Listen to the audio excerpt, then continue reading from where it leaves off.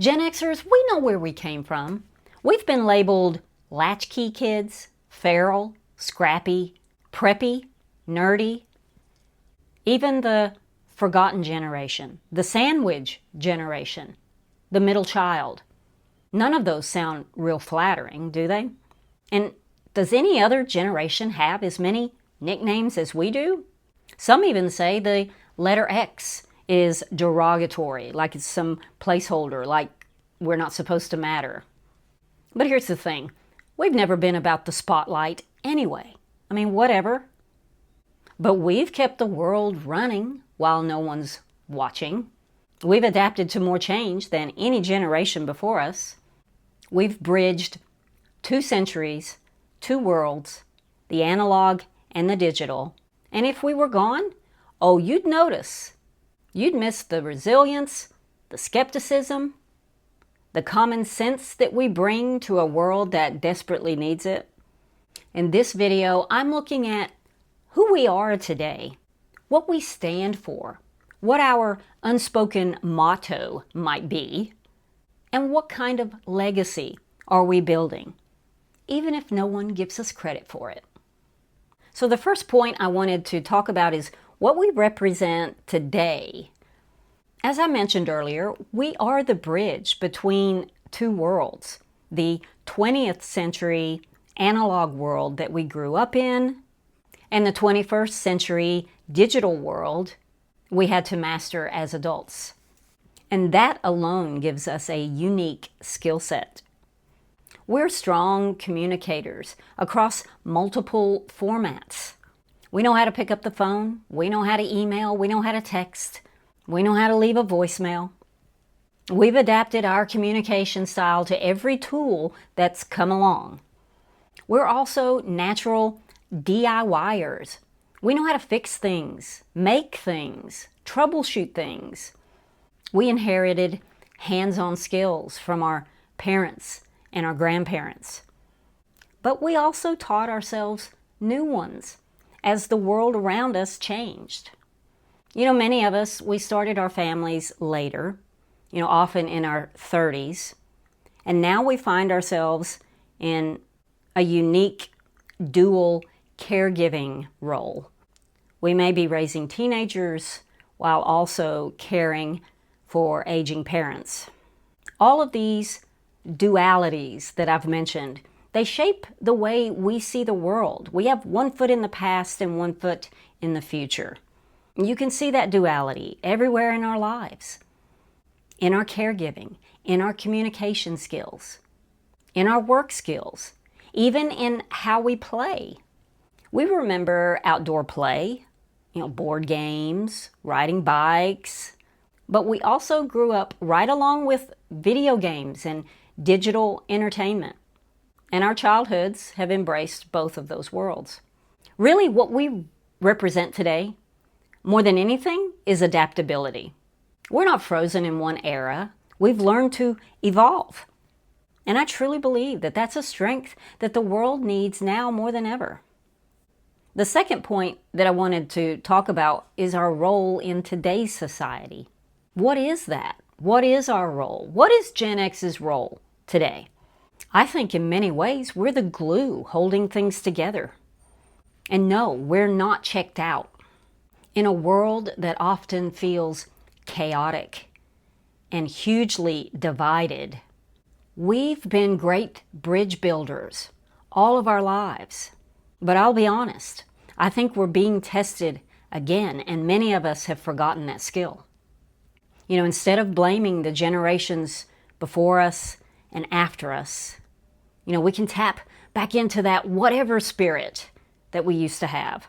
Let each generation own what they own. And we can do what we do best. Keep moving things forward. Now, some people, they don't even like these generational labels. Gen X, Gen Z, baby boomers, millennials. But whether we label them or not, generations do exist and they coexist. There will always be grandparents and parents and children and grandchildren, all living together in the same moment of time. So why not acknowledge that? It's how we understand each other better. And here's where Gen X plays a vital role. If we learned how to navigate the massive leap from the 20th century to the 21st century and everything that came along with that, we can absolutely understand the mindsets of the generation that came before us and the one coming after us. In fact, we are their caregivers. You know, we've adopted many of the habits that come with living in this fast, new, instant world today. But that doesn't mean that we have to forget the skills that we grew up with. Skills such as patience, resilience, innovation, personal responsibility. We may be skeptics, and I think we should be, but we're not blamers. We can continue to be models on what it looks like to navigate through change. You know, we have that wisdom now that comes with age, and I feel like the world needs that right now. And the final point I want to discuss is our motto and our legacy. So instead of adopting all of the labels and mottos that bring us down, I say we should proclaim who we really are as a generation. And if I had to pick one motto for our generation, it would be this: bridge builders. Now, if we care about the legacy we leave as a generation, and I think we should, I think that is a good motto to claim. And while some people see the letter X as a negative in itself, I don't see it that way at all. In fact, some of the best words in the English language start with that letter, with a silent E in front of it. You've got expression, expert, exclamation, extraordinary, expectation, exciting, expert, exaltation, and there are many, many more.